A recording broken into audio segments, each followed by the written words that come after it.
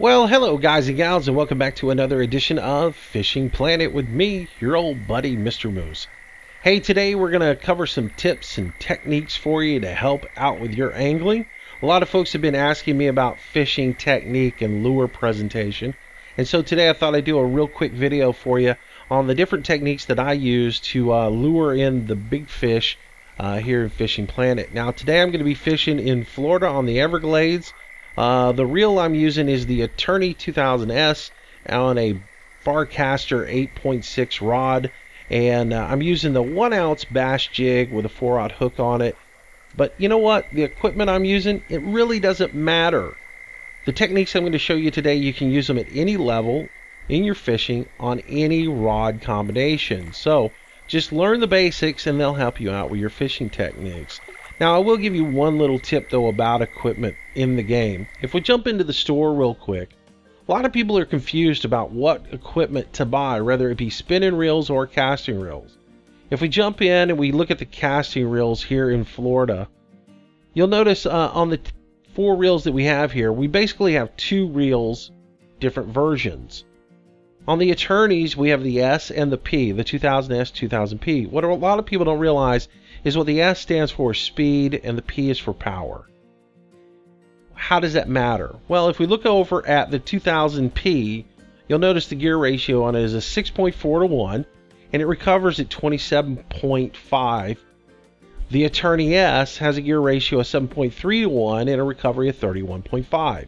So all that means is for every revolution you give on the crank, you're retrieving at a faster rate with the S than you are with the P.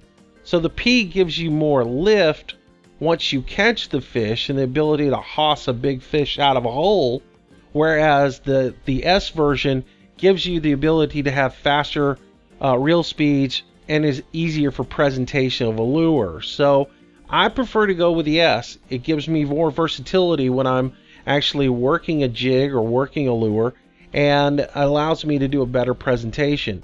I don't seem to really have any problem right now in the game with controlling the fish once I get it hooked up. So it's more about presentation for me, so I tend to go with the higher recovery speed.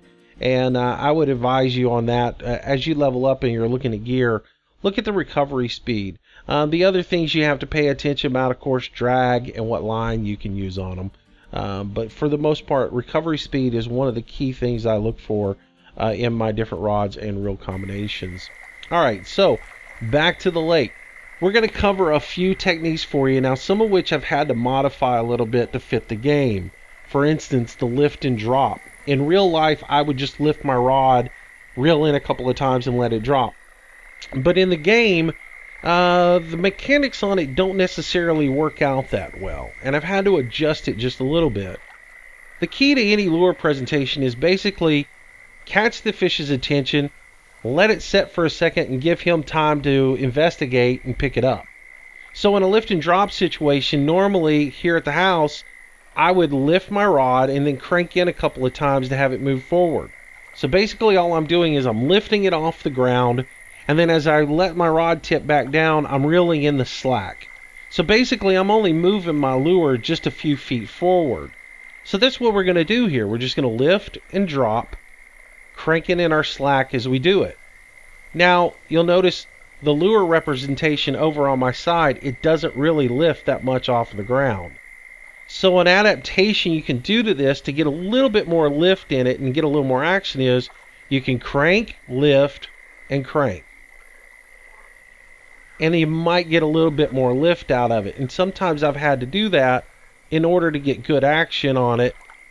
And then you see that's when the actual lift and drop quote shows up over what I'm actually doing. So the mechanics of the game are set up for your lift and drop to be reel and then lift, but in real life I would normally lift and then reel my lure forward just a little bit. So to each his own, but for me I would prefer it just be lift and drop, but most of the time I end up having to actually get the lure to bounce off of the ground a little bit. I end up having to reel a couple of times and then reel in the slack.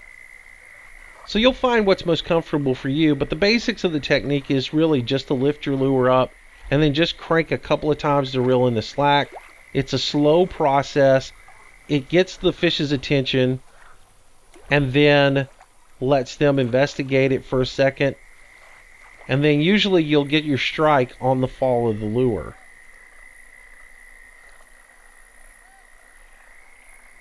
A little flash right there.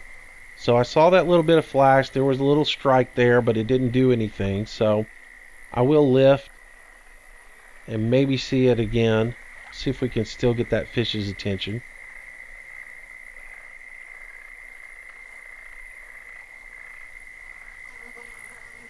Now in game, if you do the crank lift, sometimes that helps you out being able to get a little bit of a strike on the fall.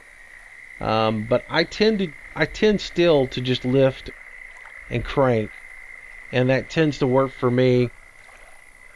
I like the lift and drop better the way I do it in real life, of lift and crank.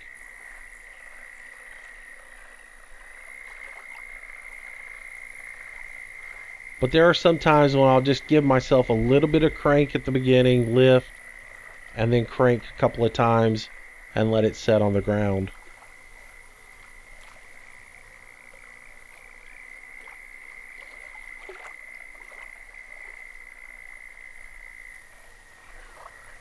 Alright, so that's lift and drop for you guys. It's a good technique to use when you're doing grubs, worms, things of that nature. Typically, like in bass fishing, you would use lift and drop with a worm. You'd set it up Texas rig with your worm hook and a slip weight on there. You throw it out, let the worm settle to the bottom, then you lift, bounce it, maybe jig it a couple of times, then lift in the slack, let it slowly fall back down to the ground, and you would repeat that process over and over and over again, and that's the way I normally fish a worm in real life. The next technique that's really effective in this game is called start and stop. And basically, all you're doing is reeling in and stopping. Reeling in and stopping. And the object is to make your lure sort of porpoise off the bottom of the ground. You want it to rise up and fall.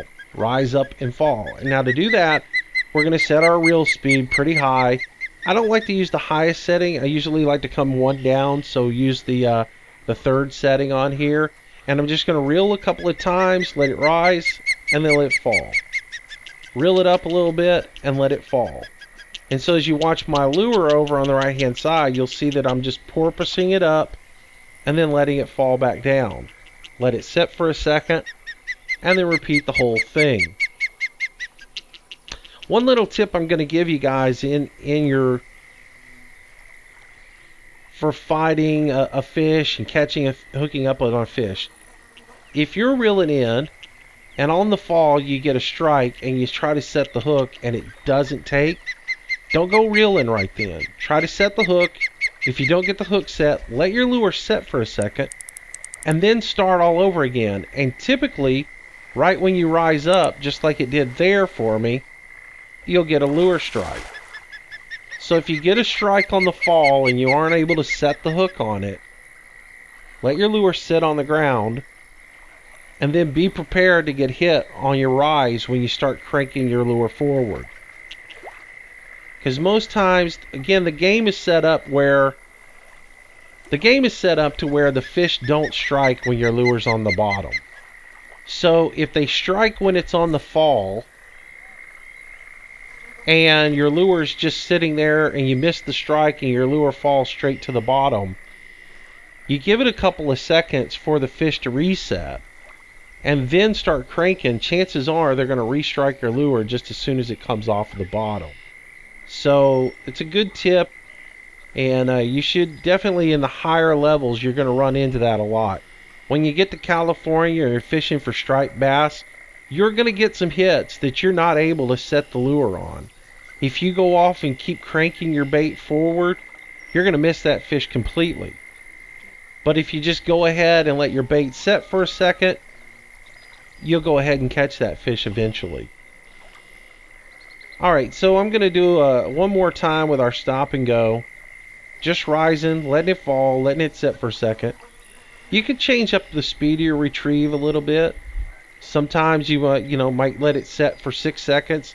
Sometimes you just might work it pretty aggressively, just letting it rise and fall, letting it rise and fall. That's up to you. Depends on how anxious you get. But if that's not working, there's another fish. If that's not working for you, you can always just slow it down. If what's not working, if you're doing something that's not working, change it up a little bit. Slow down your retrieve speed, speed up your retrieve speed. You may have to change it around. So that's start and stop for you. And the last thing I'm going to show you today is twitching, or what's sometimes referred to where I live as jigging. And that's basically just going to be working the reel in at a steady speed and periodically twitching our rod tip to put some erratic movement into our bait. So I'm going to set up on my 3rd gear speed, and I'm just going to reel in and pop my reel every couple of seconds, making my lure twitch. Now if I get too high in the water column, I'll stop, let it sink down to the bottom, and I'll start twitching again. Now the water where I'm jigging at right this second is kind of shallow, so that's the reason my fish or my lure is swimming pretty high in the water. But just as soon as I get out of that real shallow water, it'll normalize itself.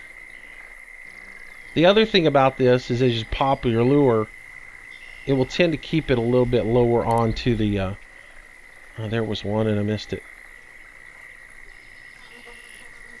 It will tend to keep that lure closer to the bottom. Now if you're rising too high, you can always slow your gear down to try and keep it a little bit lower.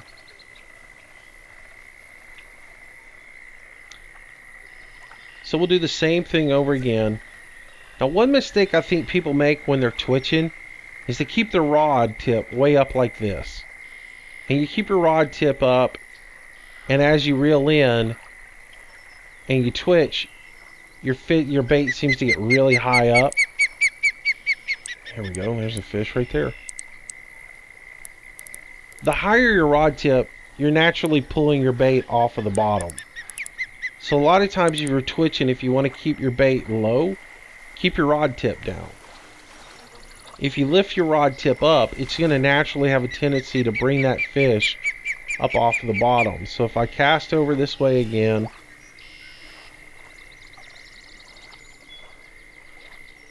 and this time again I can keep my rod tip down, try and demonstrate keeping it down low towards the bottom, just bouncing it off the bottom. Whereas now if I pick up my rod tip and I pull, I'm going to be pulling it higher up off of the bottom. So I tend to keep my rod tip pretty low when I'm twitching.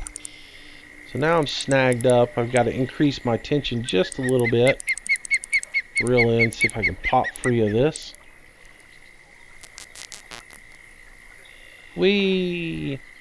There's the fun with getting a snag. Come on now, pop free. Here we go. Alright, that's the nice thing about that 6-pound test. You can pull out of those snags pretty easily just by upping your line tension. Alright, so those are your 3 techniques. So basically you've got your start and stop, you've got your drag and drop, or your lift and drop, and then you've got your twitching. The twitching technique works really good for trout and also for bass, where you want to keep your lure moving and keep it just off the bottom. Lift and drop is good for bass as well, but it's really good for panfish, crappie and such as that, where you want to keep your lure right there around the fish for a good amount of time. So any of the techniques, just kind of mess around with them. You'll find where they work better for you on different situations. Another technique you can also use, it's a modified start and stop, is where you reel a couple of times and then you twitch. Reel a couple of times and twitch. This is really helpful in a situation where you have some really aggressive fish, like your smallmouth, where they're going to strike, and they're going to strike really fast. Walleye, smallmouth, your striper bass out in California, they're going to be really aggressive. You're going to get a really aggressive strike, and sometimes it's good to go ahead and give that little twitch right there at the end to help with hook set. That little bit of a hook twitch right there at the end is you giving a set motion, and it will help you catch that fish right towards the end. And it'll give just one more thing in your arsenal to help you out. Also, that little bit of a twitch will also, in some situations, help you keep your keep your lure a little bit closer to the lake bed. So, anyways, I hope you guys have found these techniques a little bit useful. Again, this will work for both lures, spinners, spoons, jigs, whatever you're using. All of these techniques can be used for.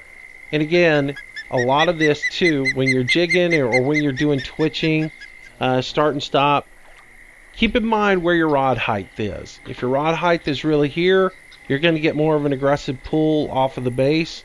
If your rod tips down here, not so much. You're going to be able to keep your keep your lure closer to the base of the lake. So anyways, alright guys, that's going to do it for this edition of Tips and Techniques. Hope you enjoyed it. Hope you guys are loving Fishing Planet. Make sure you read the wiki. It's at wiki.fishingplanet.com for more tips and strategies for fishing. And of course, jump on the TeamSpeak and get to know the community. The information for TeamSpeak is listed there on the wiki. When you need information, there are plenty of people there that will be able to help you out and give you some tips and suggestions as well. So thanks for watching, guys. Like the video if you do, subscribe if you want to see more videos when they come out, and of course come on back tomorrow for another video. I'm Mr. Moose, and thanks for watching. Bye bye.